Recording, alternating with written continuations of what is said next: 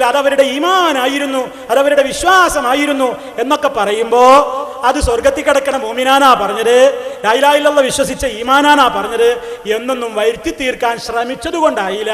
അങ്ങനെ ഇവിടെ ഒരിക്കലും പറഞ്ഞിട്ടില്ല. പിന്നെയോ അപ്പൊ മൂപ്പര് പറയണേ, മൗലവി പറയണു അവർ റബ്ബിൽ വിശ്വസിച്ചു, അല്ല പറയുന്നതോ കഫറൂ ബിറബ്ബിഹിം, അവരവരുടെ റബ്ബിൽ അവിശ്വസിച്ചവരത്രേ. ഖുർആൻ പറയണേ അവർ അവരുടെ റബ്ബിൽ അവിശ്വസിച്ചവരത്രേ. മൗലവി പറയുന്നു വിശ്വസിച്ചവരത്രേ. അള്ളാഹുടെ വാക്ക് വിട്ട് മൗലവിയുടെ പിന്നാലെ പോണോന്ന് മൂപ്പര് ചോദിക്കുന്നുണ്ട്. അപ്പൊ അന്ന് ഞാൻ മറുപടി പറഞ്ഞു, പേരോടെ അവിടെ കഫറൂ ബി റബ്ബിഹിം എന്ന് പറഞ്ഞാൽ അവിടെ അതിന്റെ കഫറൂ എന്ന് പറഞ്ഞാൽ അതുകൊണ്ട് ഉദ്ദേശം അവര് അള്ളാനെ നിഷേധിച്ചു എന്നല്ല, അള്ള ഇല്ല എന്ന് പറഞ്ഞു എന്നല്ല, മറിച്ച് അള്ളാഹുവിന്റെ ഒരു ഗുണത്തെ ആ നിലക്കവർ തള്ളിക്കളഞ്ഞു. അവര് പരലോകത്തെ നിഷേധിച്ചു. പരലോകത്തെ നിഷേധിച്ചാലും ഒരാൾ എന്താണ്, അള്ളാനെ കാഫിറായി തന്നെ പറയാ. അള്ളാഹുവിൽ അവിശ്വസിച്ചു എന്ന് തന്നെയാണ് പറയാ ഒരാൾ എന്ത് നിഷേധിച്ചാൽ. കാഫിറായി അള്ളാനെ നിഷേധിച്ചു എന്ന് തന്നെ പറയും ഒരാൾ പരലോകത്തെ നിഷേധിച്ചാൽ. ഇതാ ഞാനവിടെ പറഞ്ഞത്. അത് പറഞ്ഞപ്പോ പേരോട് എന്താക്കിയെന്നറിയോ, മൗലവി ഇവിടെ റബ്ബ് എന്നതിന് പരലോകം എന്ന അർത്ഥം വെച്ചു. ശ്രദ്ധിക്കണം, റബ്ബ് എന്നതിന് പരലോകം എന്ന അർത്ഥം വെച്ചു. എന്നിട്ട് എന്നോട് ചോദിക്കുക, ഓ മൗലവി റബ്ബ് എന്നതിന് പരലോകം എന്നാണ് അർത്ഥമെങ്കിൽ റബ്ബനാ ആതിനാ, ഞങ്ങളുടെ പരലോകമേ. പരലോകത്തോട് പ്രാർത്ഥിക്കുന്ന ഒരു മൗലവി എന്നും പറഞ്ഞിട്ട് പരിഹസിക്കേണ്. അതുകൊണ്ട് കഫറൂ ബി റബ്ബിഹിം എന്നതിന്റെ ഉദ്ദേശം എന്താണ്, അവിടെ കഫറൂ എന്നതുകൊണ്ട് ഉദ്ദേശം എന്ന് ഞാനന്ന് വിവരിച്ചത് നിങ്ങൾ ആദ്യം ഒന്ന് കേൾക്കുക. ഇനി പേരോട് ഇങ്ങോട്ട് നടത്തുന്ന മറുപടിയും കേൾക്കുക. കേട്ടോളൂ. വിശുദ്ധ ഖുർആൻ പറയുന്നുണ്ട്, സലഫി പറയണേ അവര് വിശ്വസിച്ചു. അള്ള പറയണേ കഫറൂ അവര് അവിശ്വസിച്ചു. കഫറൂ ബി റബ്ബിഹിം, അവര് അള്ളാഹുവിൽ അവിശ്വസിച്ചു എന്നല്ലേ പറയുന്നത്. നിങ്ങൾ ഏതായത്ത് ഓതിയിട്ടും കാര്യമില്ല, ഒരൊറ്റ ആയത്തിലും അവര് അള്ളാഹ് എന്ന ശക്തിയെ ഖാലിഖായിട്ട് നിഷേധിച്ചു എന്ന് എവിടെയും പറയുന്നില്ല. പിന്നെ ഇവിടെ കഫറൂ എന്ന് പറഞ്ഞാൽ എന്താ, ഒരാൾ അള്ളാഹുവിനെ പറ്റി എല്ലാം വിശ്വസിച്ചു എന്ന് വിചാരിക്കുക, പക്ഷെ അയാൾ പറഞ്ഞു എന്ത്, പരലോകം ഉണ്ടാവില്ല, മറ്റൊരു ജീവിതം ഉണ്ടാവില്ല എന്നൊരാൾ നിഷേധിച്ചാലോ അവന് കാഫിർ തന്നെ പറയാ. അപ്പൊ അവൻ അള്ളാനെ നിഷേധിച്ചത് കൊണ്ടല്ല അവന് കാഫിർ എന്ന് വന്നത്. ഇതാണ് എല്ലാ തഫ്സീറിലുള്ളത്. വമാ ഖദറുല്ലാഹ ഹഖ ഖദരി, അള്ളാനെ അവർ മനസ്സിലാക്കേണ്ട നിലക്ക് മനസ്സിലാക്കിയില്ല.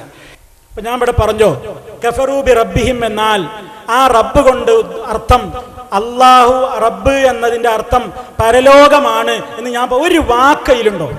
കേട്ടില്ലെങ്കിൽ ഒരു വാക്ക് ഞാനതിൽ പറഞ്ഞോ.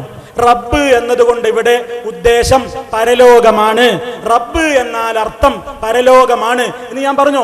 ഇല്ല. ഞാൻ എന്താ പറഞ്ഞത്, അവരവിടെ കഫറു അവിശ്വസിച്ചു എന്ന് പറഞ്ഞാൽ അള്ളാനെ നിഷേധിച്ചു എന്നല്ല, അള്ളാഹുവിന്റെ അവൻ നമുക്ക് പഠിപ്പിച്ചു തന്ന ബഅസ്, ഹശ്ർ, പരലോകത്ത് മരണാനന്തരം ഒരുമിച്ച് കൂട്ടുക എന്ന സത്യം, ആ സത്യത്തെ നിഷേധിച്ചത് കൊണ്ട് തന്നെ അവര് അള്ളാനെ നിഷേധിച്ചില്ലെങ്കിലും സത്യത്തെ നിഷേധിച്ചാൽ തന്നെ അവര് കാഫിറായി. ഇതേ അവിടെ ഉദ്ദേശമുള്ളൂ എന്ന് ഞാൻ പറഞ്ഞപ്പോ മൂപ്പരയിന് നൽകുന്ന മറുപടിയാണ് രസം. പച്ച കളവ് പറയാൻ ഇത്ര തൊലിക്കട്ടി, എന്താ തൊലിക്കട്ടി എന്നറിയോ? പറയുന്ന മറുപടി കേട്ടോളൂ. ഞാൻ റബ്ബിനെന്താ അർത്ഥം വെച്ചതിനും അങ്ങനെയാണെങ്കിൽ ഞാൻ ഇനി എങ്ങനെയാ പ്രാർത്ഥിക്കാനും ഒക്കെ മൂപ്പര് പറയുന്ന ഭാഗം ഒന്ന് കേട്ടോളൂ. നിങ്ങൾ മനസ്സിലാകാൻ കൃത്യമായിട്ട് അതൊന്ന് ശ്രദ്ധിച്ചോളൂ.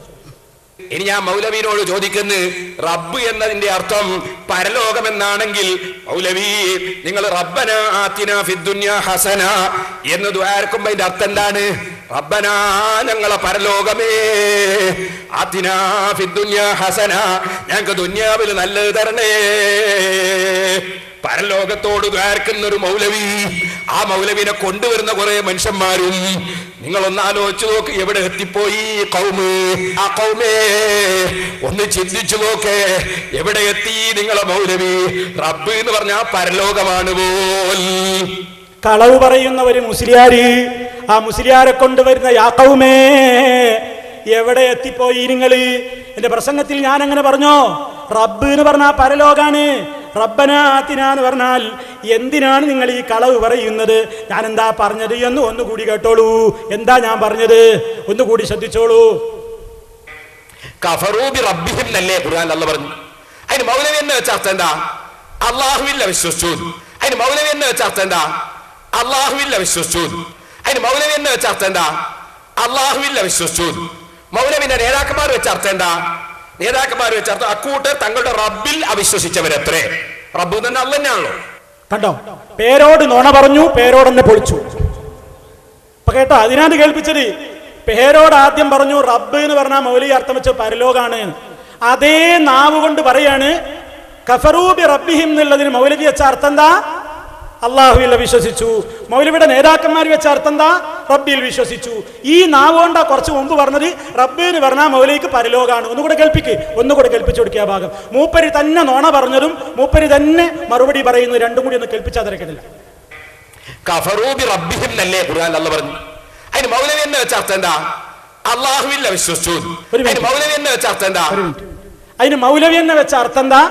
ശ്രദ്ധിച്ചോ, കഫറൂ ബി റബ്ബിഹിം എന്നുള്ളതിന് മൗലവി തന്നെ വെച്ച അർത്ഥം എന്താണ്?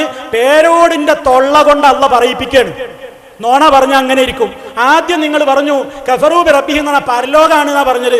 എന്നിട്ട് നിങ്ങൾ എന്നോട് വലിയ വായയിൽ ചോദിച്ചു, മൗലവി പരലോകം എന്നാണ് റബ്ബിന് അർത്ഥമെങ്കിൽ റബ്ബനാ ആതിനാ ഫിദ്ദുനിയാ ഹസനതൻ വഫിൽ ആഖിറതി ഹസനതൻ വഖിനാ അദാബന്നാർ.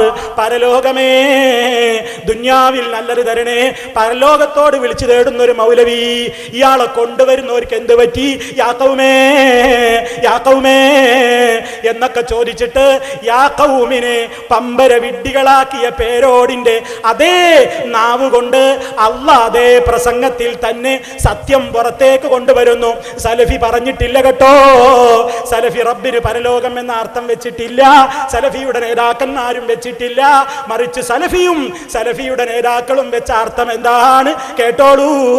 കഫറൂ ബി റബ്ബിഹിം, അവരെ അല്ലാഹുവിൽ അവിശ്വസിച്ചു. കഫറൂ ബി റബ്ബിഹിം, അവരുടെ റബ്ബിൽ അവിശ്വസിച്ചു. ഈ നാവ് കൊണ്ട് തന്നെ ഇതങ്ങ് ജനങ്ങളെ വേറെ വേറെ അങ്ങ് കേൾപ്പിക്കാനായില്ലേ? ഇതാണ് പെടക്കലി. പേരോടെ പെടപെടക്കുന്നു. ഒന്നുകൂടി ആ പെടക്കലൊന്ന് കേൾപ്പിച്ചോളൂ. കഫറൂ ബി റബ്ബിഹിം എന്നല്ലേ ഖുർആനിൽ അല്ലാഹ് പറഞ്ഞു. അതിന് മൗലവി എന്ന് വെച്ച അർത്ഥം എന്താ? അള്ളാഹുവിൽ വിശ്വസിച്ചു. അതിന് മൗലവി എന്ന് വെച്ച അർത്ഥം എന്താ? അള്ളാഹുവിൽ വിശ്വസിച്ചു. അതിന് മൗലവി എന്ന് വെച്ച അർത്ഥം എന്താ? അള്ളാഹുവിൽ വിശ്വസിച്ചു. മൗലവിന്റെ നേതാക്കന്മാർ വെച്ച അർത്ഥം എന്താ? നേതാക്കന്മാർ വെച്ച അർത്ഥം അക്കൂട്ടർ തങ്ങളുടെ റബ്ബിൽ അവിശ്വസിച്ചവരത്രേ. റബ്ബ് തന്നെ അള്ളാഹ് തന്നെയാണല്ലോ. അപ്പൊ കണ്ടില്ലേ, സലഫി വെച്ചതിലും തെറ്റില്ല, നേതാക്കന്മാര് വെച്ചതിലും തെറ്റില്ല. കാരണം റബ്ബ് എന്ന് പറഞ്ഞാൽ അള്ളാഹ് തന്നെയല്ലേ. സലഫി വെച്ചതും അള്ളാഹുവിൽ അവിശ്വസിച്ചു എന്നാണ്. പിന്നെ നേതാക്കന്മാർ വെച്ചതിൽ എന്താ? റബ്ബിൽ അവിശ്വസിച്ചു. മൂപ്പരെന്നെ നമ്മൾക്ക് സപ്പോർട്ട് ചെയ്ത് തരുകയാണ്. അത് കുഴപ്പമില്ലാന്ന്. റബ്ബിൽ വിശ്വസിച്ചു പറഞ്ഞാലും അള്ളാഹ് തന്നെയല്ലേ. എന്താ സ്നേഹം നമ്മളോട്. അതേ നാവ് കൊണ്ടാ കുറച്ച് അപ്പുറത്ത് വേറെ പറഞ്ഞത്. ദജ്ജാലൂന കസ്സാബൂന.